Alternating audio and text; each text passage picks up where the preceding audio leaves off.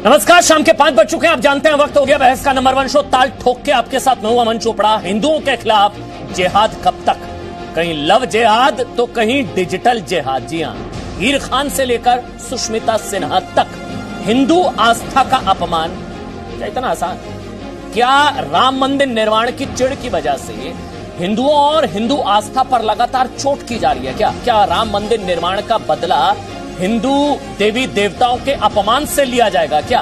देखिए, पहले राम मंदिर तोड़ने की बाबर वाली धमकियां दी गई। साजिद रशीदी आपको नजर आ रहे हैं, वो बाबर वाली धमकियां देते हैं कि राम मंदिर गिरा देंगे। इसके अलावा डिजिटल जिहाद आपको जो तस्वीर में नजर आ रहा है, जहां देवी देवताओं का अपमान हीर खान की तरफ से किया गया। लव जिहाद आपको नजर आ रहा है, जहां केरल में हिंदू बेटी बेटियों के साथ लव जिहाद। कानपुर में, केरल से लेकर कानपुर तक लव जिहाद की साजिश है। और आपको बता दें, हिंदू देवी देवताओं पर अपमानजनक भाषा और हिंदू परंपराओं का अपमान बार बार किया जा रहा है। केरल से लेकर कानपुर तक हिंदू बेटियों के खिलाफ लव जिहाद की साजिश हो रही है। हिंदू देवी देवताओं के खिलाफ अपमानजनक टिप्पणी करने वाली हीर खान को गिरफ्तार कर लिया गया। ध्यान रखिए, हीर खान ने जो कुछ कहा, मैं बहुत जिम्मेदारी के साथ कह रहा हूं, उस पर देखिए कोई दंगा नहीं हुआ, कोई सिर काटने की धमकी नहीं दी गई, कहीं थाने में आग नहीं लगाई गई, कोई एम्बुलेंस नहीं फूकी गई, कहीं थाने नहीं फूके गए, कोई गाड़ियां नहीं जलाई गई, बल्कि कानून के तहत कार्रवाई की गई। लेकिन सवाल है कि हिंदुस्तान में हिंदुओं के खिलाफ ऐसी जिहादी साजिश की छूट कब तक मिली रहेगी?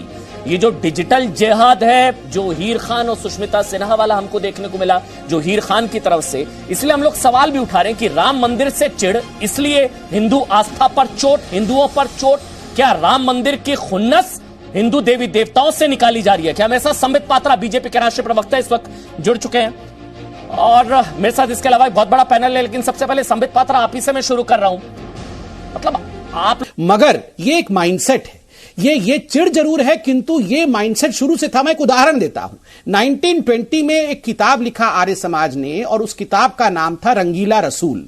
यह किताब इसलिए लिखा गया क्योंकि उस समय के कुछ इस्लामिस्ट थे जिन्होंने एक पैम्पलेट बांटा जिसमें मां सीता के लिए भद्दी टिप्पणियां की गई 1920 में, तो उसके बदले में एक किताब लिखा गया। उस किताब के ऊपर फतवा जारी हुआ और जो पब्लिशर था, पब्लिशर का नाम था महाशय राजपाल, उसका गर्दन काट के उनको मार दिया गया अक्टूबर 1929 में, जबकि वो कोर्ट से एक्विट हो गए थे, अंग्रेजी कोर्ट से एक्विट हो गए थे। 1929 में मार दिया गया। तो ये एक माइंडसेट है। तस्लीमा नसरीन को गला काटने की धमकी, सलमान रुश्दी को धमकी, कमलेश तिवारी को मार देना। उसी प्रकार से आपने नवीन, एक दलित युवक नवीन ने जो ट्वीट किया था बेंगलुरु में, उसके बाद कांग्रेस के ही विधायक के घर को फूंक देना, ये एक माइंडसेट है और इसी प्रकार से ये माइंडसेट काम करती है। आचार्य अंकुर, ये क्या धैर्य की परीक्षा लेने की कोशिश की जाती है क्या? हमेशा कहा जाता है कि सहिष्णु बनिए, सहनशील बनिए, गंगा जमनी तहजीब का लेक्चर दिया जाता है। अब वो वन साइडेड होगा क्या? अमन भाई धन्यवाद। सबसे पहली बात तो मैं आपको बताऊं कि हम इसको गंगा जमनी ना कहकर के गंगा जमजमी तहजीब कहें तो ज्यादा बेहतर होगा। और वो कादरी साहब ने यहां बता भी दिया है कि इन लोगों का कॉन्सेप्ट एकदम क्लियर है। इन्होंने साफ स्पष्ट यहां पे बैठ कर आपके सामने कह दिया है कि भाई हमारे जो सेंटिमेंट्स हैं इनको लेकर के बहुत ज्यादा हैं और हम वो करेंगे जो हमारे मन में आएगा। अगर आप समय से पुलिस नहीं भेजेंगे तो हम वो करेंगे जो उन्होंने बेंगलोर में करके दिखाया है। दूसरी चीज मैं आपको बताऊं कि जो आपने सुष्मिता का केस अभी बताया है मुझे, 1875 में महर्षि देवदयानंद सरस्वती जी ने सत्यार्थ प्रकाश बुक लिखी थी और उसमें सभी दीगर जितने भी मजहब थे सभी की समीक्षा उन्होंने की थी। और कंपैरेटिव स्टडी करते हुए उन्होंने बहुत सारी बुक्स पढ़ी हैं और सभी की समीक्षा भी की है। लेकिन कभी भी किसी भी बुक का उन्होंने अपमान नहीं किया और ना ही कभी उन्होंने कहा कि किसी को फाड़ करके फेंको या कुछ भी करो। अगर आपको उसमें कहीं भी कोई कमी लग रही है तो आप उसके बारे में बात कीजिए। हमारे यहां तो ओपन स्टेजेस हैं, आप वहां करके बात तो कीजिए।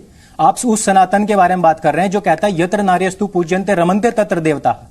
तो आप यदि आप हमें सिखाएंगे कि महिलाओं का सम्मान और अपमान क्या होता है, जहां व्यक्ति, एक पुरुष भी महिलाओं का इतना सम्मान करता है, देवतुल्य उसको मानता है, उसको आप समझाएंगे। और रही बात जहां तक कि हीर खान की, और इतने बहुत सारे और भी बहुत सारे लोग हैं जो सोशल मीडिया पटा हुआ है। ये तो आज एक हीर खान पकड़ी गई है, इनको डर नहीं लगता है? इनको किस बात का डर है? देखिए, आप कानून का डर नहीं, एफआईआर का डर, संविधान का डर। आप खुद बताइए कि कमलेश तिवारी जी की भी हत्या हुई है, निर्मम हत्या हुई है, और उसका वो वीडियो बनाना चाहते थे और गर्दन काट के हाथ में लेना चाहते थे। आपको भी पता है कि जिस प्रकार से आईएसआईएस का जो पूरा का पूरा मॉड्यूल है, जो सिस्टम है, उसके तहत वो भारतवर्ष में इस काम को करना चाहते थे और लखनऊ में, यूपी की जो राजधानी है, उसमें वो करना चाहते थे। और आप बताइए कि उस केस में क्या हुआ है अभी तक?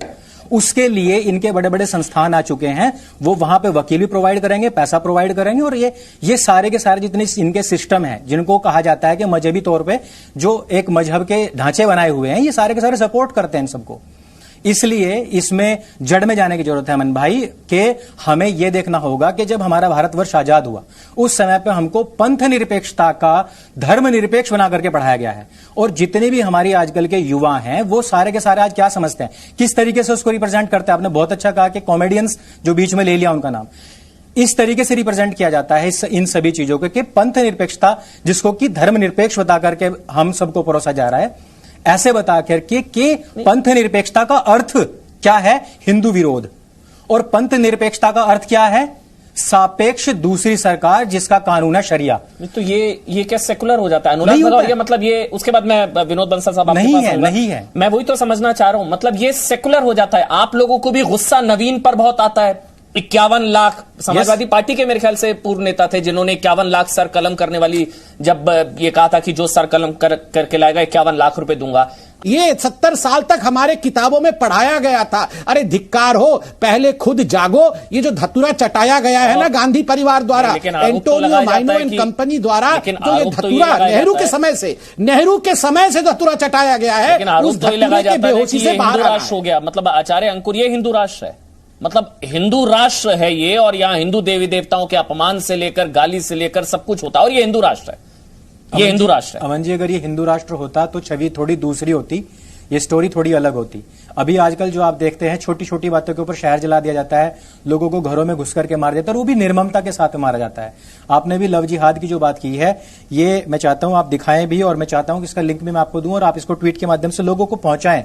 ये हमने 309 पेज की पूरी की पूरी एक रिपोर्ट तैयार की है, जिसमें हमने, अभी कादरी साहब कह रहे थे कि ये सब झूठ है, इसकी जानकारी होनी चाहिए, इसकी रिसर्च होनी चाहिए। ये सारे वो सारी के सारे रिपोर्ट्स हैं जो हमने न्यूज़पेपर से लिंक से ली हैं। ये सारी वो चीजें हैं जो आपने अभी तक की, मतलब पिछले 10 साल से हम खोज करके लेके आए, जिसमें सैकड़ों ऐसे केसेस हैं जो आपको बताएंगे कि कहां कहां पे कौन कौन सा लव जिहाद हुआ है। अभी मैं एक पाकिस्तान का वीडियो देख रहा था जिसमें बता रहे थे वो लोग कि हमने किस प्रकार से बंटवारे के बाद में देखा है कि भारत के अंदर डेमोग्राफी चेंज हुआ है, वहां पे जो है इनकी जनसंख्या किस तरीके से बढ़ रही है।